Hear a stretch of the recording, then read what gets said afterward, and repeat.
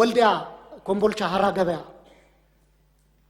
አዋሽ ወልዲያ አዋሽ ኮምቦልቻ ወልዲያ ሀራ ገበያ ፕሮጀክት እሱ ክቡር ጠቅላይ ሚኒስትሩ ቅርብ ጊዜ አዋጭ እንዳልሆነ ተናግረው ነበር። በሳምንቱ ወይ በሁለት ሳምንቱ ይመስለኛል የክልሉ መንግስት ባለስልጣኖች ሂደው ስራውን አስጀመርን ሲሉ ሰምቻለሁና በዚህ በተካተተው በበጀት ተደግፎ በቀረበው ዝርዝር ውስጥ ይሄ ተካቷል ወይ?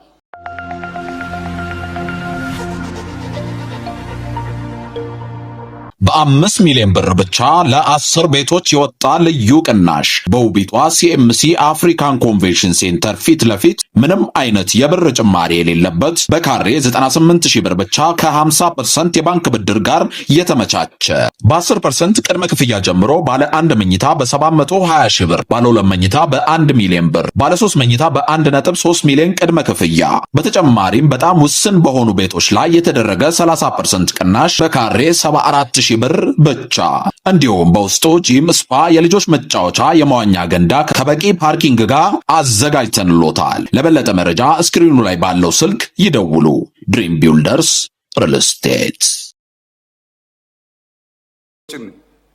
ፍላጎት ለማሟላት ብቻ ሲባል ህዝብ እንደዚህ እንዲያለቅስ 100 ኪሎ ሜትር እና 500 ምናምን ኪሎ ሜትር እንግዲህ እግዚአብሔር ያሳያችሁ የቱን ያክል ወጪ እንዳስከተለ በአገሪቱ ደረጃ የቱን ያክል ኪሳራ እንዳስከተለ የቱን ያክል ደግሞ በዚያው ልክ ህዝቡን እንዳስለቀሰ እኔ እውነቴን ነው። መንግስት ወደ ኋላ ተመልሶ ይሄንንም የፈጸሙ አካላትን ብጠይቅ ብመክር በጣም ጥሩ የሚል ሀሳብ አለኝ። እሱ የእሱ አይነት ፍትሃዊነት ላይ ከተሰራ በጀቱም ትልቅ በጀት ነው፣ ህዝባችንም ይገባዋል። ገንዘብ ሚኒስቴርም እንደማመስገን ወዳለሁ። አመሰግናለሁ።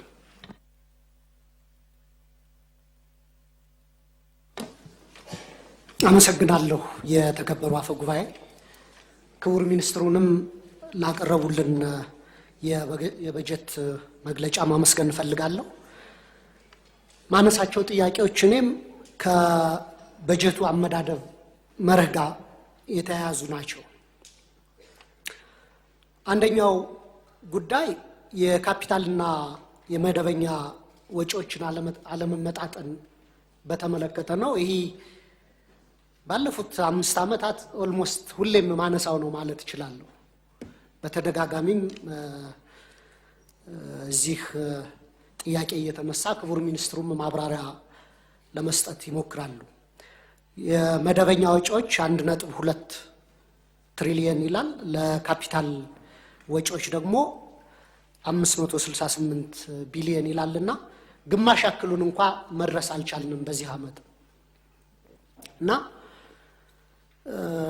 መንግስት ለረጅም ጊዜ እድገት የሚያመጡ የካፒታል ፕሮጀክቶች ላይ ወጪውን መመደብ ካልቻለ እንደ ግድቦች፣ ሃይዌዎች፣ የባቡር መንገዶች እና ምርታማነትን የሚያሳድጉ ዘላቂ ፕሮጀክቶች እነዚህ አካባቢ ላይ ትኩረት አለመስጠቱን ያሳያል በጀቱ። ምክንያቱም መጨረሻም ላይ ክቡር ሚኒስትሩ ሲዘረዝሩት እንደነበረ ዋና ዋና የሚባሉ የተነሱት እንኳን ለምሳሌ አገናኝ መንገዶች ለአዲስ ለጥገና እና ለግንባታ ወደ 109 ቢሊዮን ነው ከውጭ እርዳታ ውጭ አጠቃላይ 121 ቢሊዮን ይላል። በዶላር ስናስበው ይሄን ኦልሞስት ወደ 0.7 ቢሊዮን ዶላር ነው። በዶላር ማስቀምጠው ሀገራችን በዶላር ከረንሲ ስለምትጠቀም ሳይሆን ብዙዎቹ እነዚህ ካፒታል ፕሮጀክቶች ኮስታቸው ኢምፖርትድ በሚደረጉ ማቴሪያሎች ከቨር ስለሚደረግ ነው። አብዛኛው ወጫቸው ብረትን ኢምፖርት እናደርጋለን፣ ነዳጅ ነው ኢምፖርት እናደርጋለን። ለከፍተኛ ትምህርት 61 ቢሊዮን ነው፣ ለመስኖ 30 ቢሊዮን ነው። 30 ቢሊዮን ማለት ኦልሞስት 0.19 አካባቢ ቢሊዮን ዩኤስዲ ነው። አንድ ትልቅ መልታይ ፐርፐዝ የሆነ ዳም እንኳን መገንባት የሚያስችል አይደለምና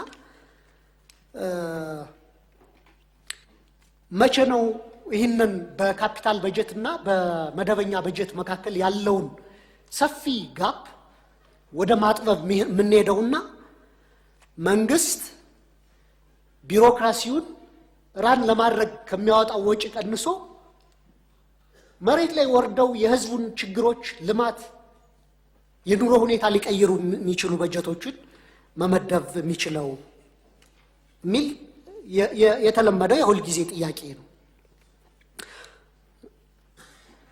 ለደሞዝ ለአስተዳደራዊ ወጪዎች ነው ብዙ ላይ በዝርዝር ሲገልጹት እንደነበረው የተካተተው።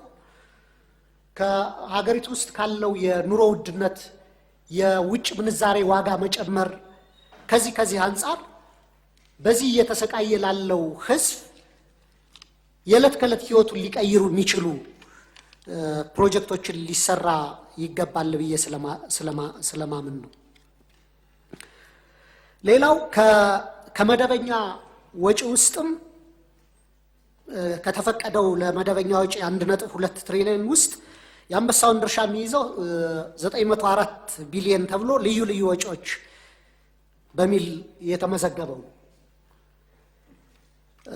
ሙሉዎቹን ዝርዝሮቹን አንድ ባንድ ፔጅ ባይ ፔጅ ማንበብ አልቻልኩም። ትላንት በጣም ሌት ሆኖ ነው ሰነዱ የተላከልን። ትላንት 8 ተኩል አካባቢ ነው ሰነዱ የደረሰና ኦልሞስት እስከ ሚድናይት እንትን ብዬ ከቨር ለማድረግ ሞክሬያለሁ። ልዘል እችላለሁ ሁሉን ከቨር ስላላረኩት።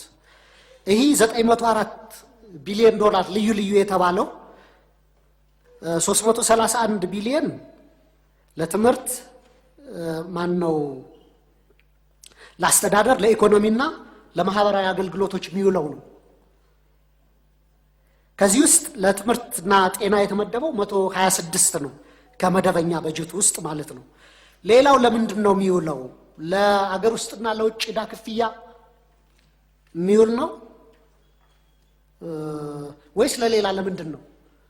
ላስቲር አስታውሳለሁ ልዩ ልዩ ወጪዎች ቢለው በስቷል የደሞዝ ጭማሪ ያለው ወይ ብዬ ጠይቄዎት አይ የለም ካሉ ከአንድ ወር በኋላ ነበር የደሞዝ ጭማሪ የተጨመረውና ዘንድሮም የመንግስት ሰራተኛው በኑሮ ውድነቱ በጣም በከፍተኛ ሁኔታ ከመጎዳቱ የተነሳ የደሞዝ ጭማሪ ጥያቄ ይነሳል። ስለዚህ ዘንድሮም አለ ወይ የደሞዝ ጭማሪ? የለም ብለውስ ሊጨመር ይችላል ወይ ከአንድ ወር በኋላ የሚለውን እሱንም ማንሳት ፈልጋለሁ።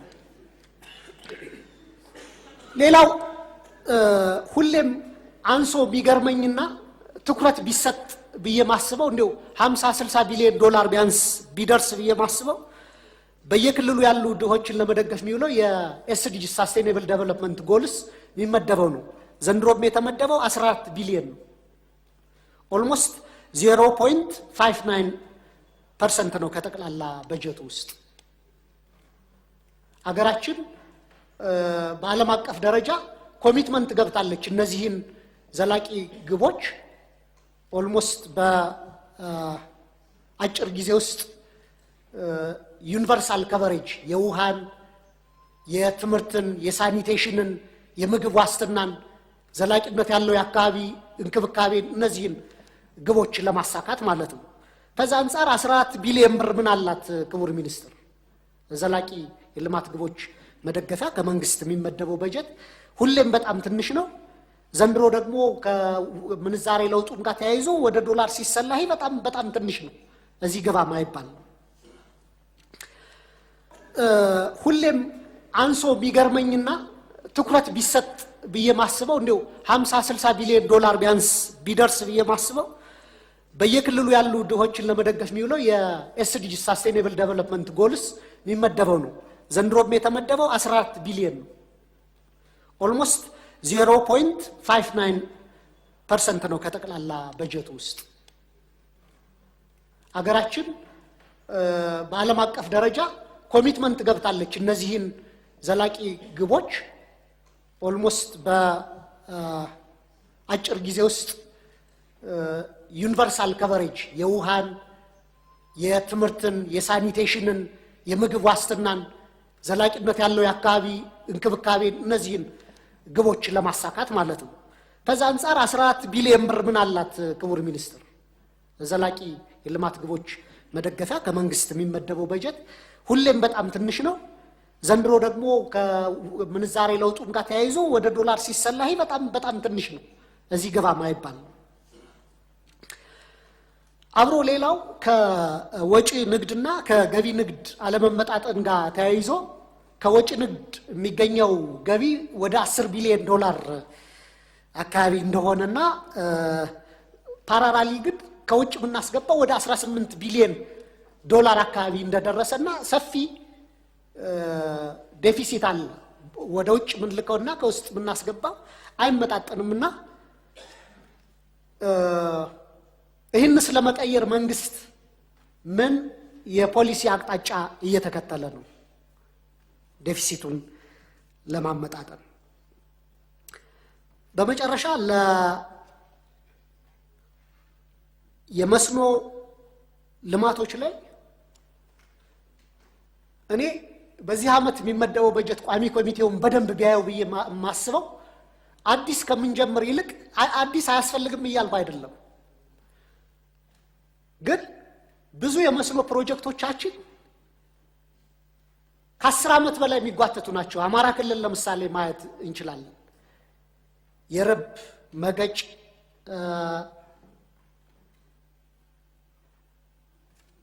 የመገጭ ሰርባ እነዚህ ፕሮጀክቶች አንዳንዶቹ በተለይ የርብ ወንዝ ግድብ 10 ምናምን ዓመት ሆኖታል።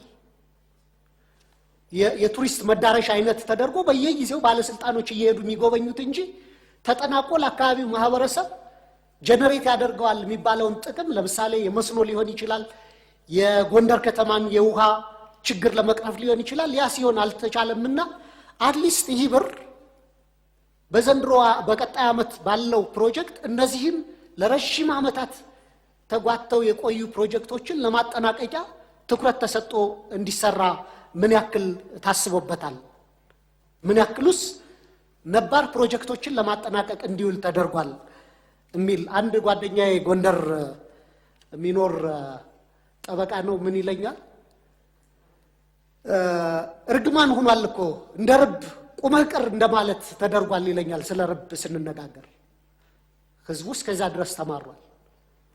ባለፈውም የክቡር የውሃ ሚኒስትሩ ቀርበው ሪፖርት የ9 ወር ሪፖርት ባቀረቡበት ጊዜ የጎንደር የውሃ መጠጥ ፕሮጀክት ርብ በቅርቡ ማይጠናቀቅ ስለሆነ እንዳማራጭ ከጣና ፓምፕ አድርገን በፊት ከነበረው በፊት 1 ቢሊዮን ብር ወጥቶበት ፌል ያደረገው ፕሮጀክት ከሱ ጋር ኮኔክት አድርገን እሱ መሰረተ ልማት ለመጠቀም እናስባለን የሚል አስተያየትም ሲሰጡ ስለነበር ለዛ በጀት ተይዟል ወይ ከዚህ ከመጠጥ ውሃ 14 ቢሊዮን ከተመደበው ውስጥ የሚል ነው። አብሮ ለባቡር ከተመደበው የወልዲያ ኮምቦልቻ ሀራ ገበያ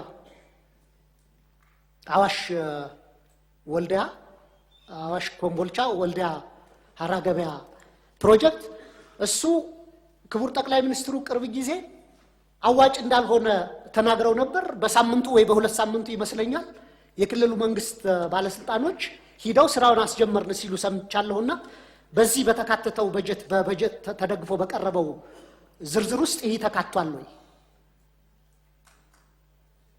እሱ መካተት በያዝ አለበት። በጣም ለመጠናቀቅ ኦልሞስት ጫፍ የደረሰ ፕሮጀክት ነው። የቀሩት የመብራትና አንዳንድ የተሰረቁ ኢንፍራስትራክቸሮች ናቸው። እሱን ለማሟላት በጀት ተይዟል ወይ የሚል ነው። የውሃ ጉዳይ ሳነሳ እንደመውጫ የተወከልኩበት የባህር ዳር ከተማ ህዝብ በአባይና ጣና ተከቦ የሚኖር ነው። ግን ከ5 ዓመት በፊት እኔ እዛ በነበርኩበት ሰዓት በሳምንት አንድ ቀን እንኳን ሻወር ማያገኝ ህዝብ ነው። የውሃ ሪሶርስ አለ። መንግስት ተገቢውን ፕሮጀክት መመደብ ባለመቻሉ አባይና ጣናን ግብጾች ለውሃም ለመስኖም ለቤት ውሃም ለሚጠጣ ውሃም ይጠቀሙበታል። ስለዚህ ክቡር ሚኒስትር ቢያንስ ለኢትዮጵያ ሞዴል የሚሆን ውሃ የዋተር ሪሶርስ አቫይላቢሊቲ ባለበት ከተማ ላይ ከአባይና ከጣና ፓምፕ ተደርጎ ተጣርቶ ባህር ዳርን ከተማ ቢያንስ 100% ዩኒቨርሳል ከቨሬጅ ማድረስ የሚችል ፕሮጀክት ለምን ዲዛይን አይደረግም?